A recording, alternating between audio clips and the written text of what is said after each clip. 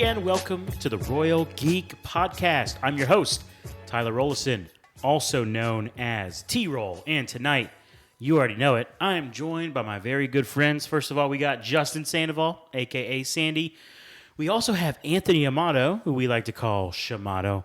And, of course, we got my man, Applezax, Zach Markham, with us as well. Gentlemen, so good to see y'all. Excited. It's his first time. He's excited to talk about Lord of the Rings. I love it. Excited to be here with you guys. How y'all feeling?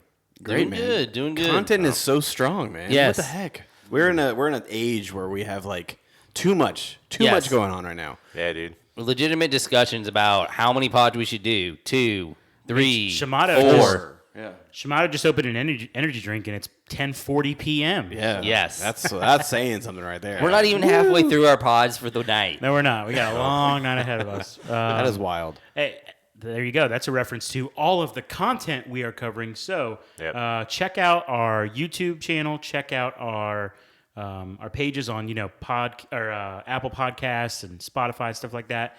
We covered She-Hulk's newest episode. Right now, we're about to cover Rings of Power, the latest episode from the Lord of the Rings series. And then the big one for this week, we are covering the first 3 episodes of the new Star Wars show, Andor. That's another episode. You can find that podcast or video wherever you're listening. So check that out. And yeah, big thanks to everybody who's tuned in, who's following us on social media. You could do that on all sorts of places, at Royal Geek Pod, Twitter, Instagram, TikTok.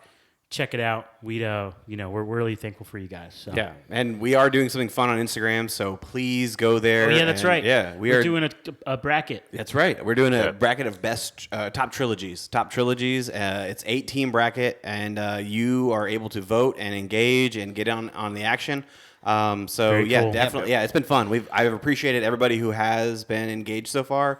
I'm really loving the. How far has Rush Hour made it? Rush Hour is not in the bracket. Sorry, buddy. You guys can vote as long as you vote for Star Wars. Yeah. If you agree with us, great. If you don't agree with us, let us know. Marco wants you to vote for episodes 7 through 9. Those are his favorite ones. Yes. But there's 8 teams on there. I promise you, round 2 is going to be so hard to vote for. I promise you that. It's going to be insane. All right. Check it out on Instagram. For this episode, we want to get into our discussion on the newest episode of Rings of Power. Man, this has been fun. I'm actually really sad I wasn't here last week to talk about it. Sweat took my place. He did. Great job, the throne. Too. Yeah, he did okay. But no, man, it was great. It's been awesome. So episode number 5 is called Parting. Yes. Here's your spoiler warning. Yeah. I don't know what else to say. Let's talk about it. Yeah, you guys enjoy it? Hate it? What do you think? I love the episode, man. I cannot get over how visually stunning this show is. I feel like every episode we're just going to talk about how incredibly stunning this show is. But the storyline, I feel like, has gained a bunch of meatiness. The chunk of the story is picking up here, and I feel like every storyline that we've dabbled with so far has picked up steam. Yeah, and there's been momentum. Yes, there's been massive momentum in this episode, and I truly enjoyed the story that they were laying out for how rest of the season is going to go. Yeah, I feel like they've done a really great job up to this point, and the name of the episode was so fitting, I felt. Because up to this point, they've been building relationships, they've been showing us all the relationships, and this is the episode where you start to see literally the partings. Like, people are either, whether it be physically leaving or the way their relationships are going to start, differing and parting. So you're really just seeing all these, everything's coming to a head. This is the break point for the season. You're seeing all these moments where, you can just see this is the tipping point. This is the point where the show is going to really start to take off. Because up until this point, although it's been really, really good, this has been all the setup. This is everything that's getting you to where this stuff's going to take off. And it's all really important stuff. But from here on out, it's going to be I feel like a rocket ship. And it's just going to be crazy. Yeah. I think so too, man. I've enjoyed all the storylines that they are portraying and everything in this episode. I know in the in the past couple of reviews that we did, we've been like bracketing them by 1, 2, and 3. But I've enjoyed every single one of them, to be honest with you. All of them, like you said, like have that momentum. They're picking up steam and has that meatiness to it. And just telling the story. Like each episode is getting better and better and better, like progressing with the storyline. Mm-hmm. Yes, well said. Well said. Yeah, I thought it's been very enjoyable. I loved Durin. Not gonna lie. Yeah, man. Yes. How can you not, dude? He just what he said about the table. Yes, I love dude. that. I love Yes. that. Oh man, Scene stealer. He's a scene stealer. Yeah, their relationship's great. Man, and it's cool to see our beautiful elf man back with the people. You know what I'm saying? Yep. Mm-hmm. So I don't know, man. It was great. All right, we're done. No. That's it. That's all I gotta say. I will say we did get the return of the Harfoots this time, and which I'm not. Yeah, they had a whole episode off. That's right. They had a whole episode off. Yeah, I'm not. I haven't been too high on the storyline. However, there have been a lot of things that happened with them that have piqued my interest. Okay, so one of them being like, okay, so we see the flashback of the stranger landing in the crater, right? Yeah. And then they move on, right? And then these, I don't know what they are. Like Chad, if you're listening to this, tell me who these people are. But they're freaky looking people, randomly like just staring out. Obviously, they're looking for the stranger, right? Yes. They're looking for the meteor man who fell from the sky. Aren't we all? Yeah, exactly. We're all trying to figure out who the heck this is, which I believe, like, I said Gandalf, but obviously, like, that's wrong. I'm wrong. I'm an idiot. Okay, but Is it wrong? I think it is. I think it is. I think whoever this is a villain. I do think this is a villain. Nope. No, you don't think that I either? don't think so. I mean, Okay. I think it's Gandalf. No. So here's some speculation. Okay. Yeah. All right. So he came too soon though. Like Gandalf shouldn't be here yet. So he came an age earlier than what I forget the creator of the books. Sorry guys. Tolkien? Tolkien. Yeah. Than what he wrote him in as. But with everything that's going on, like with the story, like I strongly believe that it's Gandalf, and it makes sense if it is Gandalf. That him being with the Harfoots right now explain why Gandalf he's never in one place in the movies. Like he's always migrating like from place to place to place. Because he doesn't really have a home. Correct. Yeah, he picked this up early from the Harfoots. It also explains the connection that he has with the why he believes hobbits are so. Yeah. Correct. These creepy people, whoever they are, dressed in white robes. I think either one or two things. Either one, they're with the youngest guy's with Saruman, or he is Saruman, or what's the villain's name? Sauron? Sauron. Yeah. Wow, guys. This guy literally just finished binging the entire Tolkien series. I'm terrible with everything. names. Yeah. You don't need the author's name. Or they're with Sauron. So Yes, either one of those two things. Either the young guy in there is Saruman, or they're like some branch with Sauron.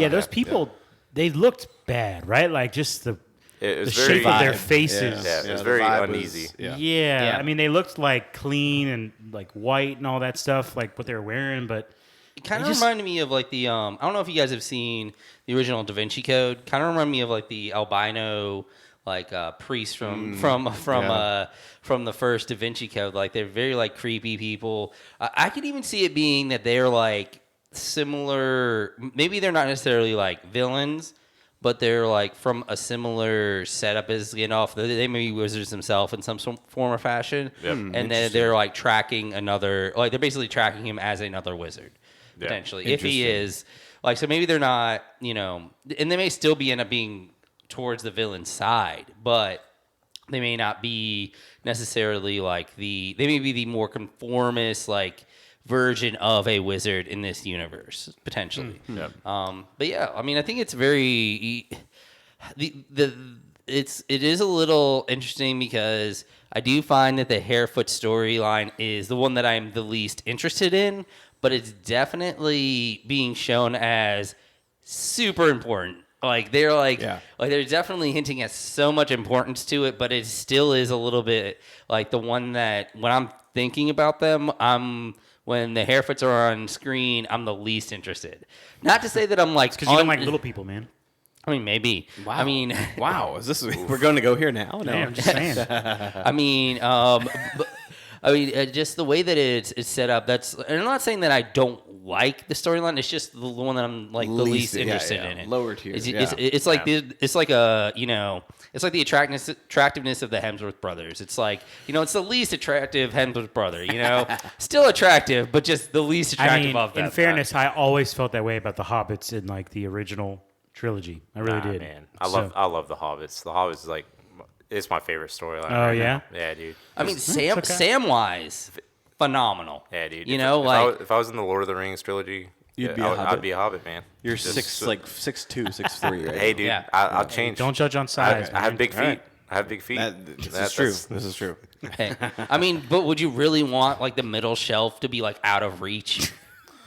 Nothing will be out of reach because the house that I live in. That's dope. Okay, but the thing is, when you actually get to adventuring, nothing is made for your size. I would never adventure. I would just stay in my. I mean, that may be the most Hobbit thing to say right there, though. Hey, dude, like, that's what it is. Like when they're in that universe of the Shire, they're like the idea of adventuring is literally seen as like a moral black spot on you for like wanting to. Yeah, dude, and it makes sense. I didn't even want to come here tonight. I don't want to leave my house. Yeah, but I ventured out here. We're proud of you. It really is that way because that's the way it's literally the way they're seen in like when you read the books. Like I mean, it's not so much in the movies you don't see it as much, but in the books, it's literally the way the other hobbits see. Like when the Baggins go out and stuff, it's literally seen as a black mark on their character. The fact that they want to do that, and maybe the reason for that is the fact that for so long we've seen for the Harefoots that they've had to be migratory. So like the idea of it's almost like in their mind regressing, because of the fact that they'd be moving back to the idea of having to move from space to space is what they consider adventuring. Whereas now they've seen it as they've been able to settle and they can be safe in this one area. Yeah. And the idea of having to go back in their history is seen as a step back in evolution almost. Yeah. Yeah, interesting. And real quick before we move on. I do have a very interesting speculation, and this is just for me, recently watching the Hobbit movies and the Lord of the Rings movies and all this too. So the doors that are on the Hobbit houses and everything, and that they're round. Yes. You think they're the wheels? The wheels, dude. I think they're the wheels. Like looking at the wheels and everything from where they're migrating, they look a lot like the doors that are on the Hobbit houses, and it makes sense because they're trying to board up from dangers and stuff like that. Like, how cool would it be if they used those wheels to keep their doors shut, so you keep them protected and all that kind of stuff. Or they finally choose to settle down and they use the wheels as symbolism of we don't have to travel anymore. Yeah, it's a literal physical representation of that choice because you no longer can use it as a wheel if it's connected to the door. Yeah, correct. That's great. That's great, man. I kind of want that to be true. I'm gonna make that headcanon. I'm gonna do that right now. Let's vote it now. I will say the scene where the wolves are chasing the Harfoots and the stranger just freaking picks them up and suplexes them and throws them backwards, and then he just does a Hulk smash on the floor. I thought those looked visually stunning. It was incredible. I like that scene. And then they go to some weird ice summoning where he's got his hand in the water and he's chanting in another language spell, and then she gets her hand frozen and runs away. Gets scared. Yeah. During that scene, whenever he smashed the ground and everything, it almost seemed like he didn't want those wolves to pass. Yeah. And he's Gandalf now because they shall not pass. Well, the way that I was kind of thinking about that was, in his mind, it was almost an internal struggle, and that was almost his way. In my mind, it was his way of showing mercy to them because he had that conversation earlier with her about the idea of death and being good or bad. Yeah. And I feel like he kind of felt like he was unsure on what side of the line he actually stood in his own mind, and I feel like him doing that motion was almost in a way so he didn't have to actually physically incapacitate these wolves to the point of potentially killing them. And I think it was his way of driving them off instead of having to. Them, right? Yeah, it was just like the Fireflies. It was his decision of whether he was going to be good or bad in that moment. In connection with that previous, I could see that. Yeah, I could definitely see that. Yeah, I mean, the whole storyline with the stranger is fascinating, and just him even learning to speak Oh, Yeah. You know what I'm saying? Yeah. They got this. He's getting more involved. Yeah. Yeah. What do you guys think? So Nori ran off there, obviously scared. Yeah. Because she about had her arm frozen off.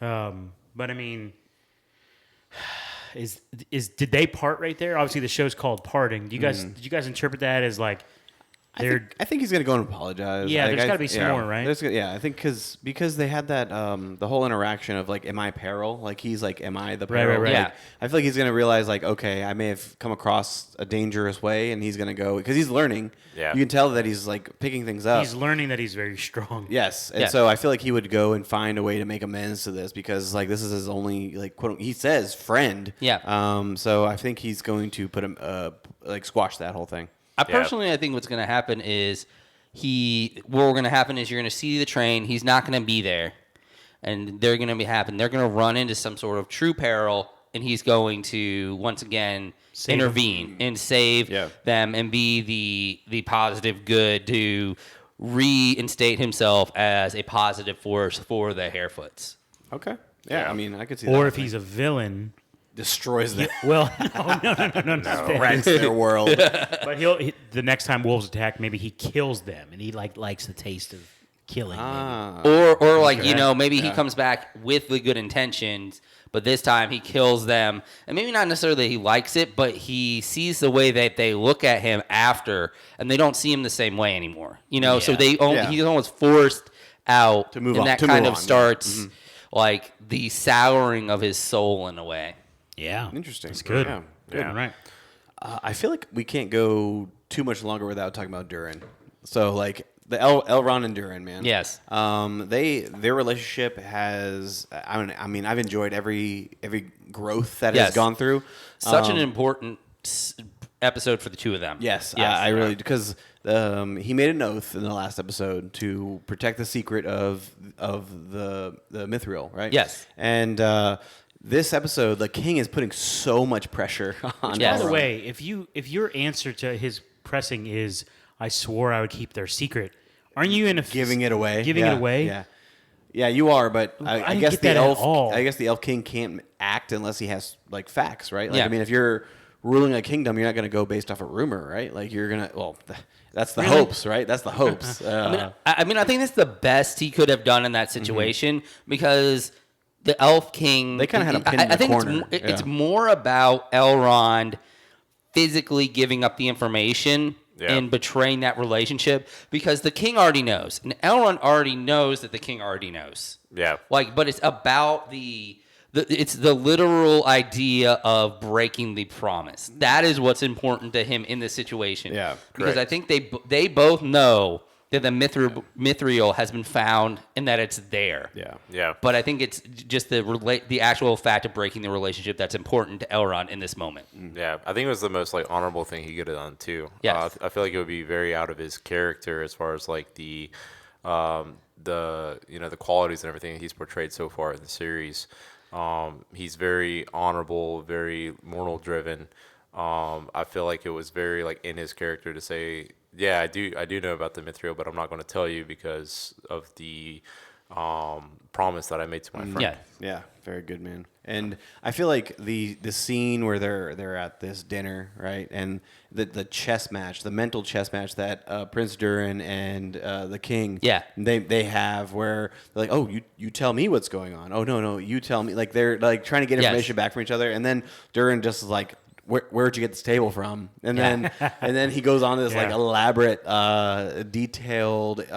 This is from the depths of the depths, where like we only use it for tombs and monuments and that kind of stuff. And then he's like, well, we'll send it back with you. And then later on, it's revealed. Like Elrond's like, you just made it up. Table. Yeah, you just made it up. My wife was gonna love this table. Like, it was fantastic. And that was and then the conversation that kind of precedes that as it goes at they talk about the bond that they have with each other, but then like my race is like peril is here. Like, can you do something about this? And he's like, well, we got to convince my dad.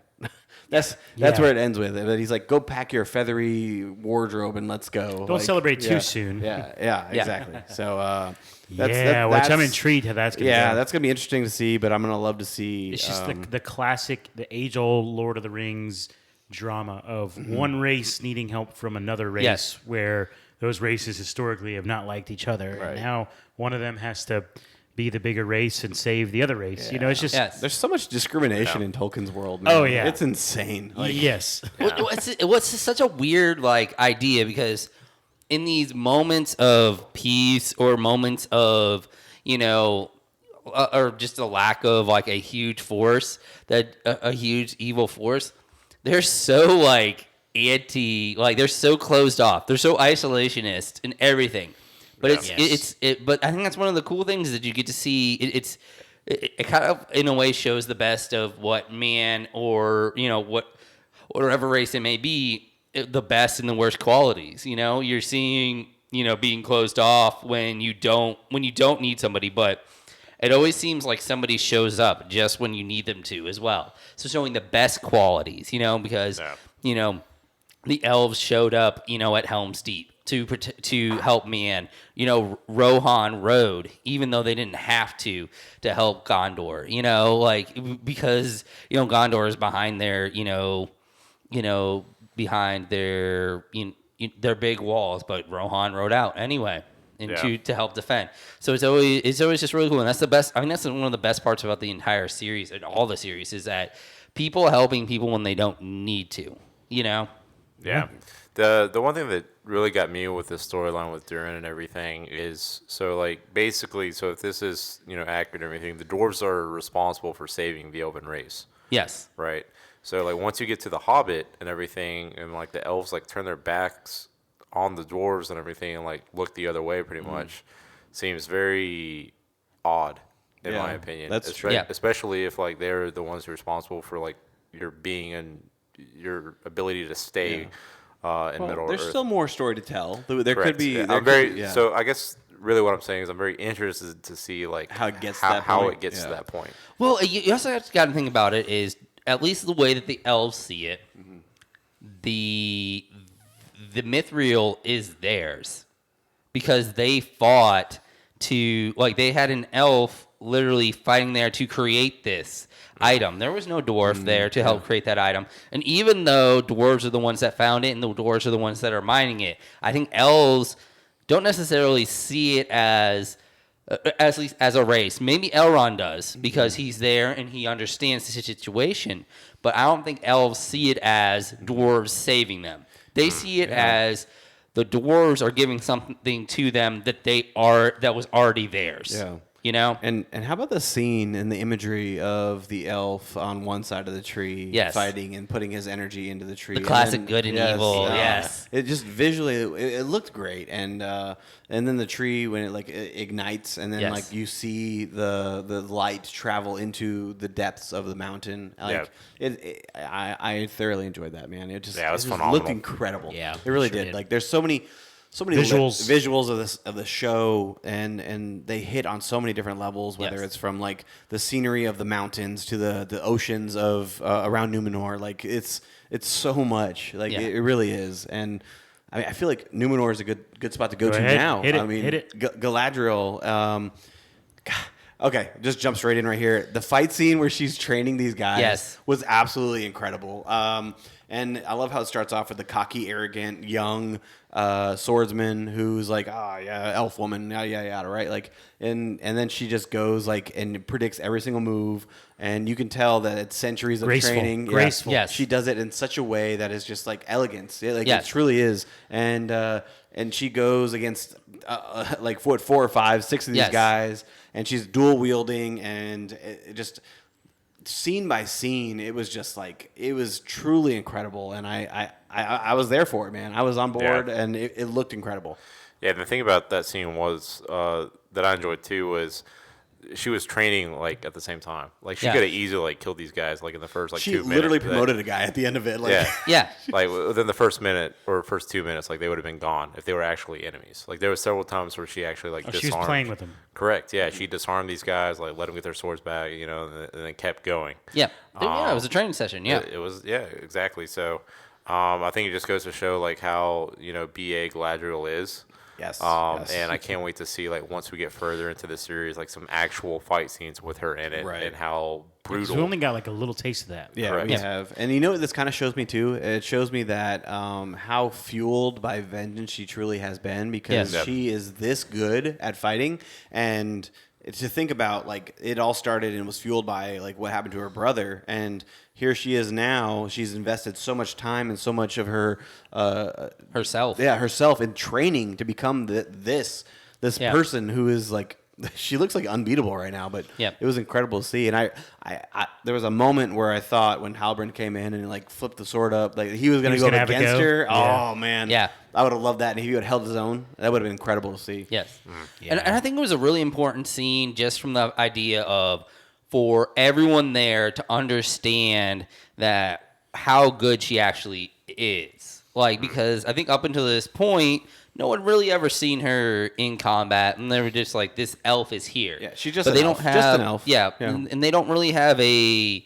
reference point of, like, her abilities. Like, because I think in a lot of ways they think, you know, this elf is asking us to give up our lives for these people who we don't know. Whereas, you know, in a lot of ways she's asking, you know, she's also willing to risk her own life and she has done it enough to where she is this good to be able to do it. And she kind of proved herself too in that, because of that scene, because at the end when she's, like, loading onto the ships, like, they're like, "Atan hut," like they, like, literally, like, they stand and they set while she enters the ship. Like, that was a great scene. They recognize her. And we finally get that scene that's been, like, a part of, like, the promos, like the whole way of her, like, in that armor. Because I was like, the whole time I was like, when are we actually gonna finally see her in that armor that she's in? Because that's kind of like the armor that you see her in throughout a lot of the promos. And I was like, when are we gonna finally see that?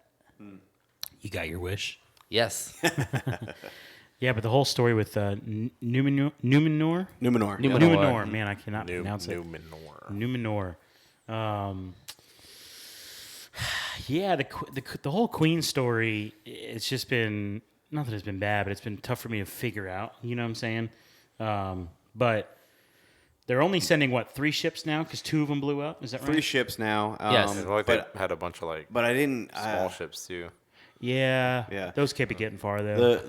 Okay, so they were originally sending 5 ships, 500 men, right? Yes. Like, are they still sending 500 men on 3 ships, or are they, like, that's what I want to know. Like, they promised be less.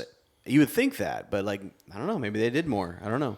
I mean, I don't know why it would send less men unless there were also space. destroyed. But can you really keep that many people on the ship when it's? I mean, I don't know. There's a capacity. Yeah. I don't know. I mean, I don't know if it's like a Wendy's where, you know, there's. The fire marshal's gonna come and say, nope, you can't have that. I mean, maybe they needed a fire marshal. For sure. They definitely needed a fire marshal. Yeah. Why weren't there fire extinguishers on those boats, man? Why wasn't up the code? You got all that water right there. Just go. Yeah, dude. They could have. Man, we are so dumb.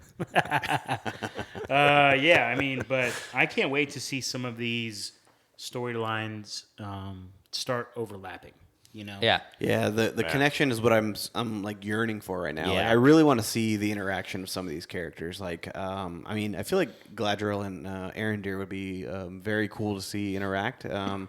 Especially because if you think about it, Galadriel is spending all this time trying to like forcing the humans to get onto her cause. Whereas if you think about the mirror, Arondir is he's trying to like get the humans to like listen to him. Like, he's not forcing them. He's like trying to convince them that, like, hey, this is happening, and you need to be on. Listen to what I'm saying, because I'm here for you. Whereas Galadriel's like, you have to send your ships, you have to send your people. But you can kind of tell that they're all heading in the same direction now, and especially like the Harfoots. As they were going to wherever they're going, they're like, oh, it's never been like the trees have not been blooming or whatever, right? So you can tell they're probably getting closer to the Southlands, and something's about to happen, because obviously Arondir is in the Southlands, and Galadriel's all going to the Southlands, and so this is where the paths are going to start to converge, and it's going to be in the Southlands and the creation of Mordor. Like, that's the storyline here, I feel like, and I mean, yeah, you saw where Arondir was being held as a slave, like it was dead around there. So it would make sense that wherever the Harefoots are getting is maybe on the periphery of there because they haven't got quite, because it's not dead yet, but it's on the way there. It's like grayed out. Yeah, so it's working its way there. And I could see it being very similar to kind of what happens once again in the Lord of the Rings universe, where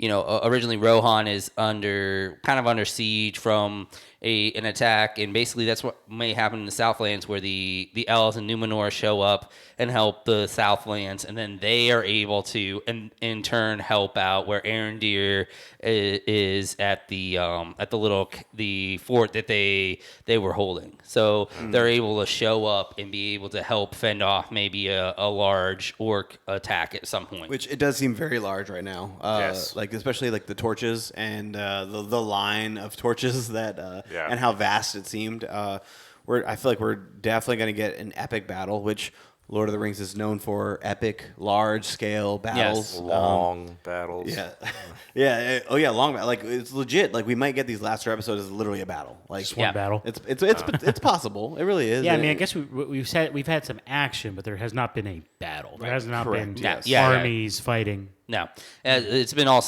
small group of actions at the most.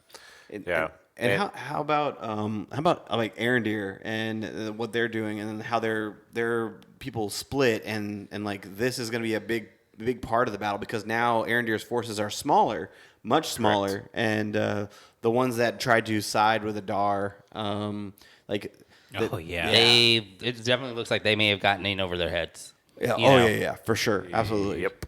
But it's going to be weird numbers game now, because I feel like with the fact that Arondir and Bronwyn are dealing with the abandonment of their people, but then like the ones that have stayed, like they know they don't stand a chance. No, they know man. they stand. How no many chance. soldiers are there really? Yeah, there wasn't that many townsfolk. Like there's no way. No.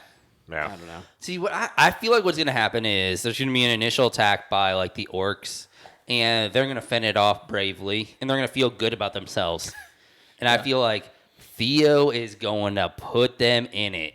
Like, he's not going to understand what's really happening on the other side, and then he's going to somehow backdoor them. Kind of like in how 300, where the humpback, betrays the rest of the Spartans, and shows them, like, that back way behind lines. And I feel like that's what's going to happen, and then they're going to be in peril, and then that's when, Galadriel and them will show up to, Just in time. Show up on the hill, basically. And ride into battle and, help them out. Yeah, I mean, the one thing that they have going for them right now is that the orcs can't travel during day. Currently, it looks like Adar's, like, based off that conversation he had with, I guess, one of his, like, chieftains or whatever. Right. Yeah. That he has something, like, in the works where, like, they could pass through, like, during the daytime. They said the tunnel was complete. So that's they did say that. That could become a very... huge. Yeah, very big thing if they can travel underground, Yeah, but that's gonna be interesting to see. Yeah, which I mean they've done before. They've traveled underground, like in the Hobbit movies and everything. But yeah, I don't know how it's gonna play out. I know it's gonna be. I think the first part of the battle, once we get there, is gonna be very interesting. Mainly because like I'm really excited to see like a battle take place with like 2022 version of Lord of the Rings. Yeah, because absolutely. like the first, like the ones that were created like in the first like early 2000s and even with the Hobbit were really good. But with like the effects and then the budget they put in, like I'm expecting like some high quality stuff once we get into like these battles and everything. I agree. Yeah. And I hope they've learned their lesson from some of the Hobbit CGI. And like I know CGI is awesome, but it's about mixing the two. Having great physical special effects and CGI. I think a lot of people think you have one or the other, but it's all about melding the two worlds together and using both to the limits of their abilities, so where a physical effect goes as far as it can, and then you take that CGI effect to put it over the top. Yeah. You're not making the entire suit out of CGI. You are making as much as you can practical, but then, maybe scaling up, you might only be able to have 200 extras, but you make it look like 10,000 extras. Perfect example of this is literally Lord of the Rings and The Hobbit, because the final battle scene with Lord of the Rings was done with majority extras, right? Yes. And then in The Hobbit, they do the orcs are mainly CGI, Yes. and you can tell the contrast between the Return of the King and the last Hobbit movie, the Five Armies. It looked drastically different. It really did, and it kind of puts you out of the Hobbit a little bit, because it didn't seem like it was so like grand like it did with Lord of the Rings, because that last battle, it truly felt like it was in the trenches, and it was fully involved with every character there, rather than like they're just background filler, and then they're not going to actually matter in the grand scheme of things. Yeah. So, novice question here, showing my ignorance. It's been a while since I watched the original Lord of the Rings trilogy. Were the orcs never able to be in the sun in those movies too? So the orcs in the trilogy were created by Saruman, the Uruk-hai, I think. There's orcs and there's Uruk-hai. Yeah, so the Uruk-hai was breeded to travel during like sunlight and everything. Oh gosh. Okay. Yeah, and then Saruman had a hand in that. As far as like because they had other orcs with them too. I'm not sure if they traveled with the Uruk-hai, or if it was like just the Uruk-hai that traveled like during sunlight and everything. Okay. Yeah. Okay. I can't remember. You did just watch. So I did just watch. We Yeah. trust you. Yeah. So, But if you're wrong, then I am a novice Yeah. Lord of the Rings. Yeah, expert. he was like half asleep during this rewatch. So No lie, I did fall asleep like 3 or 4 times and had to go back and Okay, they're long movies, man. Yeah, they are Did you long. watch the extended? No, he didn't. No, dude, I'm not. That's my next. I mean, plan. I'm pretty sure the battle of the gates of Gondor was 100%. It was in daylight, and there was it was. There was pretty much like basically the Uruk-hai were almost like a special forces unit in a sense. They were like the 2%, but they were stronger, they were bigger, they were smarter. It was kind of like how they were set up. I do remember a specific scene where when Saruman like created the Uruk-hai, he specifically said these orcs are going to be different because they could travel during the day.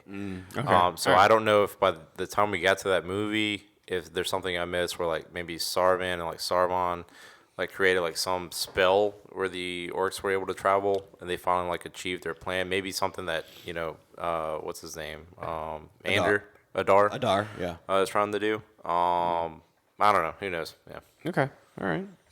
I will say that Theo is still somebody I dislike greatly, especially the scene where Arondir is training him, and I'm like, Theo, you don't deserve to be trained by this guy. No. Like, and the line that Arondir drops of like, it took me 200 years or 2 centuries to get to this point of bravery, and you have it now. And I'm like, dude, Theo's nothing, man. What do you do? And then they reveal the hilt, and then he's like, I've seen that before, and he pulls back the vines, and he shows the statue. It's a key, he said? It says it's a key, yeah. Yep. I don't know, man. I feel like I just really feel like he's gonna do something just stupid. Yeah, well, obviously. Like something that, basically, he's going to do something that a teenage boy would do. Pretty much is what it's going to come down to. Like, it's like it's something stupid. And whatever that stupidity is, it better not be something that, like, turns me off of this show, man. Because right now, like, I'm riding a high. Because you're in. I'm in. The show's it, man. This is my most anticipated show. In a season full of content, this here is my most anticipated show. Like, we have several other shows that's going on right now, and this right here is reeling me in every single week. And I'm watching that Thursday Night Football, and then it just happens to end at the perfect time where Lord of the Rings drops. 20 minutes later. 20 minutes later, it brings a Power episode drops, and why not? It's almost like they did it on purpose. Stay up. Yeah, you're right. They did. Yeah. And why not just stay up that little extra hour? Yeah. Like just Amazon knows what they're doing. I Exactly. do like too, like with all the content, everything dropping out and everything's staggered. Because like right now, like Rings of Power, like I agree with you, like it's one of the most like hype shows like from each week. It's something I look forward to. Yeah. That and House of Dragon, I'm enjoying a lot. I think that drops on Sundays. And then you got Andor on Wednesday. Andor and She-Hulk on Wednesday now. You also have Rick and Morty on Sundays too. So yeah, that's true. That's Yeah, right. dude. Don't forget about that. Yep. Hey man, I'm not gonna have any time to game. Yeah. You might as well just Poor thing. devote your life to content right now, not gaming. Okay, which I found time to game still, so it's still happening. Yeah, so. Justin, you're an anomaly though. Yeah. Yeah, Your ability to take in content is crazy. Here's the funny thing, okay? Like I operate on like 4 to 5 hours of sleep, right? Also dangerous. Also dangerous. Yeah. My wife attempted that one time this week because she had something going on, right? Bad day? It was miserable. Like she was just down and like she literally said, "How do you do this all the time? I don't understand you." Look, like the majority of your content comes from your lunch breaks. Just from working with this guy, like every lunch break, like he's in the break room watching something. Yeah. You got to watch there. Do not talk to Justin on his lunch break. Yeah, dude, do not. Oh, if he's got those headphones in, leave him alone. Today, somebody tried to talk to me on my lunch break today. And you snapped? No, I didn't snap. I was just like, and I was just watching the screen the whole time. I did not acknowledge you're on break, anything they did. Yeah, leave me alone. I don't know you. I never met you before in my You do life. not exist to me. Yeah, exactly. Yeah, no. I literally say that when I'm checking out for break. I'm like, I don't know you. I've never seen you before. Don't come to me. Don't talk to me. Yeah. It is what it is. But I do want to bring up one more thing. Okay, go ahead. So going back to Galadriel, right? Yeah. Let's talk about Halbrand, okay? Because he is trying to stay here on Numenor, right? He wheels his way into the guild, which we find out because he ratted on Galadriel.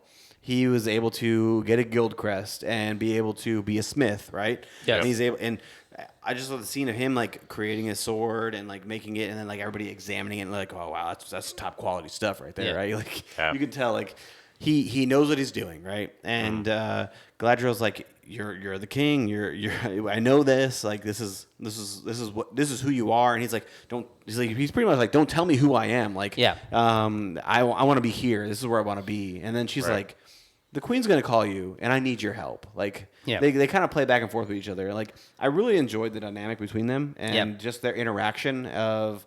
I don't know. It kind of leads me to believe, like, who will Halbrand end up being? Because he already has this like conflict of like, I don't want to be this person of power of like being the king of the Southlands. I'm very content of just like being here, but like I feel like him being there, there's like some sort of ulterior motive. See, I think okay. So I'm wondering just how much of it is connected to the fact of, how much is connected to what he did to when he was leaving. Like he's like, I almost feel like, in a weird way, I almost get like Simba vibes. In a way, like he feels like if he is a hero, he feels like he did something so bad that he can't return to his home. And I feel like that's kind of how they're kind of portraying it, is that you don't, because he was basically he literally almost said, you don't know what I did, Yeah. So like, oh yeah, he done did something. He did something. Now, like, is it the hero side where like maybe he did something and he feels really bad about it, and it's like maybe he didn't do something as bad as he thought he did, or maybe something happened and he felt like it was his fault, or was it literally that he did something bad? Because I mean, we have seen some moments of him being a little unhinged, like when he fought the city guard. Yeah. Like, so you can see how it could be the other side too, to where he really is, maybe he's trying to hide who he really is in a way. Like, and, he is this violent person, but he just doesn't want to have to give in to that side. He's definitely hiding something, but he does become more of himself towards the end, I feel like. Yeah, I'm getting the vibe that he's running from something. So I don't know if it's totally. Yeah, if it's him like running from an evil that he knows that's within himself. Yeah.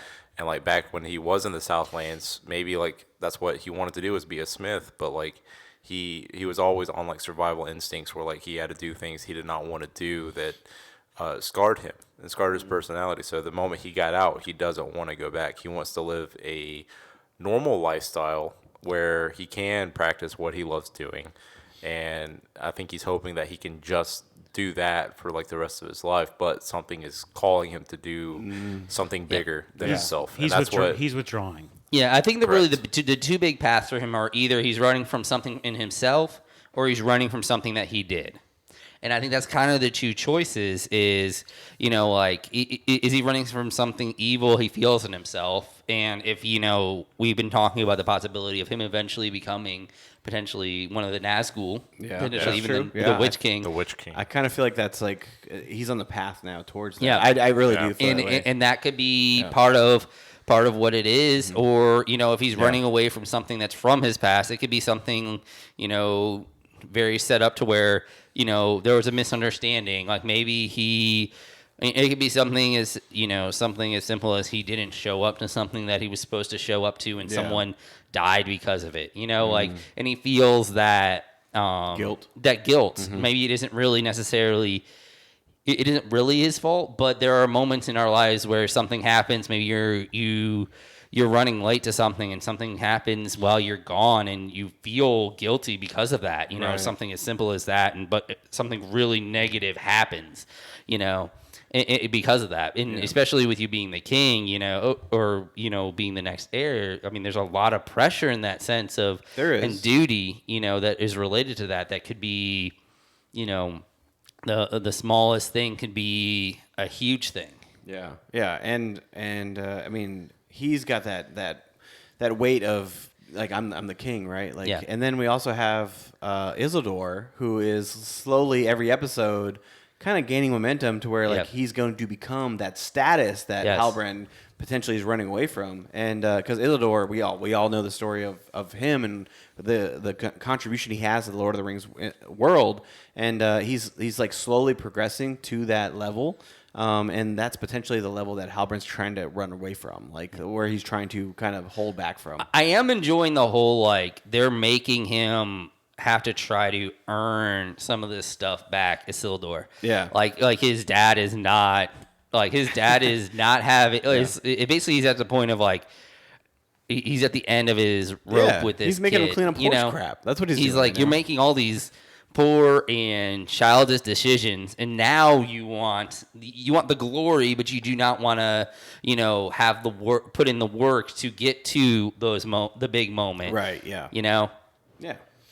It's been great, guys. Absolutely. I think we need to wrap it up. Absolutely. We're getting close to 50 minutes here, but wonderful show, well deserving of a long review. I do want to throw in like one last little part. It's very interesting seeing how the cousin of the king is going to work out. Like how is that? Like seeing the reason, because it makes more sense now why he chose to side with the queen, and like was willing to send out, you know, willing to be a part of that, you know. Well, without spoiling too much moving forward, like you'll see why he sides with the queen. Like his storyline is kind of a big part of why Lord of the Rings kind of takes the direction that it does. Yep. Like you'll see.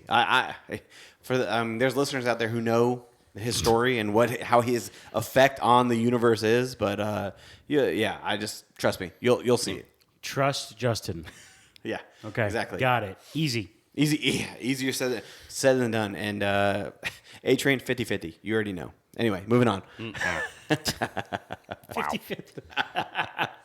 All right, inside jokes. Time to wrap it up. If we're hitting inside jokes, it's time to wrap this thing up. Yes. Come back next week for our review of the next episode. I believe that'll be episode number 6. How many are there in this season? Is it 8? Wow, so we got 3 more. Oof, all right, so we're definitely getting something big in this next week, I think. So come on back for that and check out all our other videos and podcasts. We got a lot of content we're covering right now. So we're actually going to be recording the review on Andor, the first 3 episodes, here soon. So yes. A lot to view, a lot to watch, a lot to listen to. Yeah, hence all the Star Wars stuff in front of us. Yeah, I didn't even think about having all the Star Wars stuff up. In every episode. Yeah. Well, yeah. It's worth it. It's worth it. Whatever. But with all that in mind, for my good friends, first of all, Sandy, also Shamato and Applezax, this is T-Roll saying thank you so much for listening to the Royal Geek Podcast. We will see you next time, you peasants.